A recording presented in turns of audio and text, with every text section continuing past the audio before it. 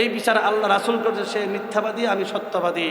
Same বিচার আবু বকর করছে, সে মিথ্যাবাদী, আমি সত্যবাদী। উমর বলতেছে, তোরা দুইটা খারাপ, আমি একটু ঘর থেকে ভিতর থেকে আসি। মুহতারাম হাজিরিন, হে যুব সমাজ, হে যুব সম্প্রদায়, কান খাড়া করে কথাগুলো শোনো। যুবক উমর ইবনে খাত্তাব রাদিয়াল্লাহু তাআলা আনহুম আল্লাহ রাসূলের ইজ্জতের হেফাজত কিভাবে করেছেন, কান খাড়া করে শোনো।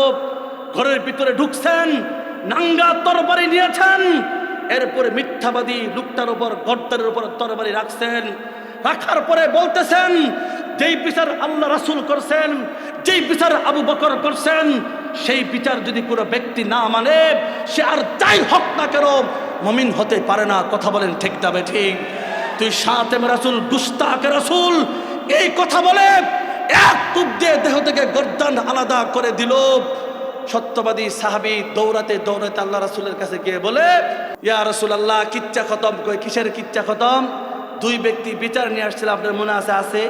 কই বিচার মানে নাই। শেষ পর্যন্ত আবু বকরের কাছে কাউ বিচার মানে নাই, শেষ পর্যন্ত উমরের কাছে গেছি। উমর শোনা মাত্র ফয়সালা দিছে তরবারি দিয়ে। ওই কি ফয়সালা? ওই দেহ থেকে গর্দান উড়াই দিছে। ততক্ষণ পর্যন্ত আল্লাহর কোরআনে বিধান নাজিল হয় নাই। আল্লাহ রাসূল যে বিচার করেছেন, সেই বিচার না মানলে তার কি শাস্তি হবে। আল্লাহ রাসূলের বড় মায়া লাগছে।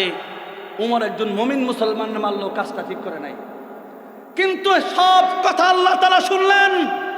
হযরতে জিবরাইল আলাইহিস সালাতু ওয়াস সালামকে বললেন, আর বসে থাকা যাবে না, উমরের পক্ষে আয়াত নাজিল করো, মুহাম্মদকে জানায় দাও উমর যে কাজটা করছে এটাই প্রেম, এটাই ভালোবাসা, এটাই হচ্ছে কি আশিক রাসূল হওয়ার পরিচয়। কথা বলেন ঠিক না ঠিক?